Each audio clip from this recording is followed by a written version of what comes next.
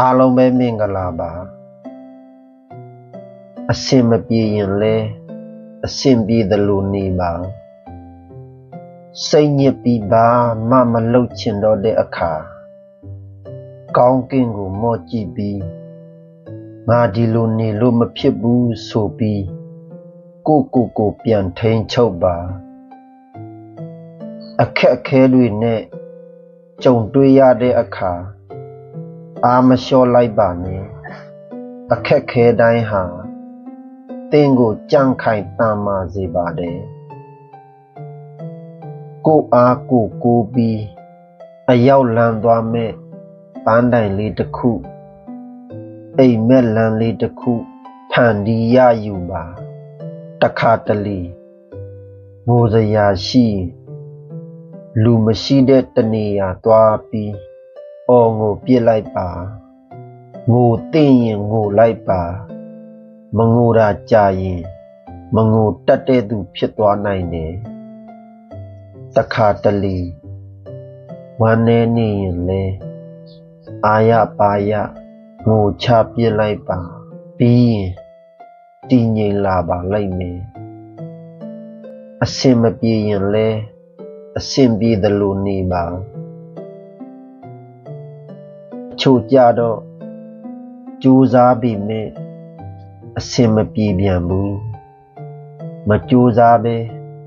ထိုင်နေရင်ပိုအစင်မပြေဖြစ်သွားကြတယ်ထပ်ပြီးကြိုးစားပါ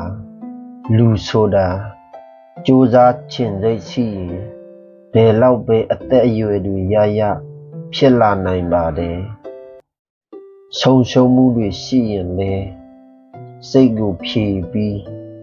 နောက်တစ်ကြိမ်မမားအောင်တတိထားပါဇွဲကောင်းတဲ့ဆုံးရှုံးခြင်းဆိုတာဘယ်တော့မှမရှိနိုင်တယ်လို့လမ်းထက်ဝက်တင်လက်လျှော့လိုက်တဲ့အောင်မြင်ခြင်းဆိုတာလဲမရှိနိုင်ပါဘူးလောကမှာနားမလည်တဲ့အရာတွေရှိနိုင်ပါတယ်အရေးကြီးတာကနားမလည်တာကိုနားလဲအောင်ကြိုးစားဖို့ပါအကောင်စားရည်မွေးနှံ့တွေမလိုဘူးကိုကျင့်တရားကောင်းအောင်နေပါကိုကျင့်တရားကောင်းရင်စိတ်ထားကောင်းရင်ကိုတင်နှံ့မွေးနေမှာပါဘယ်သူကိုမှလည်းမလိမ်ညာပါနဲ့အမှန်တရားဆိုတာတနေ့တစ်ချိန်ပေါ်ပေါက်လာရစမြဲပါ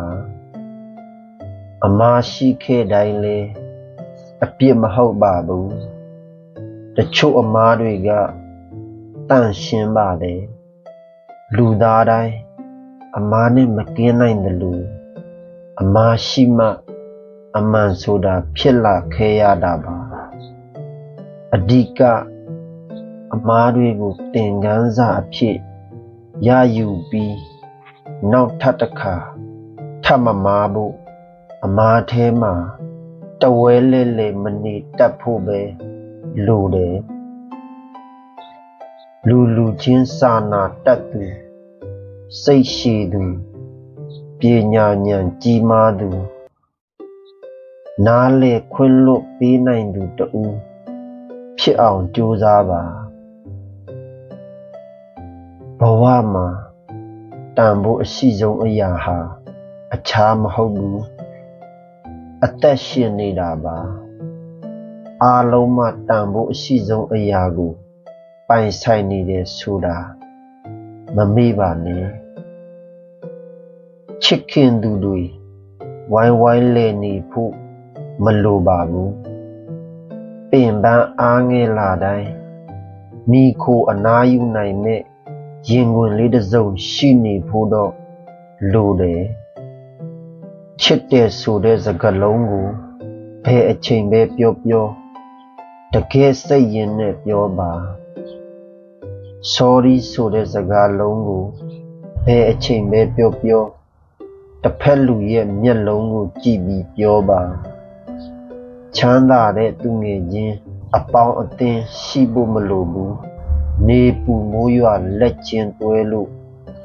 ကြုံလာသမျှရင်ဆိုင်ဖြေရှင်မဲ့သူငယ်ချင်းကောင်းတစ်ယောက်ရှိဖို့လိုတယ်သူငယ်ချင်းကောင်းမိတ်ဆွေကောင်းလိုချင်ရင်သူကောင်းကောင်းမကောင်းကောင်းကိုကောင်းဖို့ကတော့အဓိကပဲသူတစ်ပါးအပေါ်ကိုကောင်းမှသာသူတစ်ပါးကကိုယ့်အပေါ်ကိုပြန်ကောင်းပါလိမ့်မယ်စိတ်နှလုံးအေးချမ်းကြပါစေအဆုံးထိကြည့်ပေးတဲ့အတွက်ကျေးဇူးအထူးတင်ပါသည်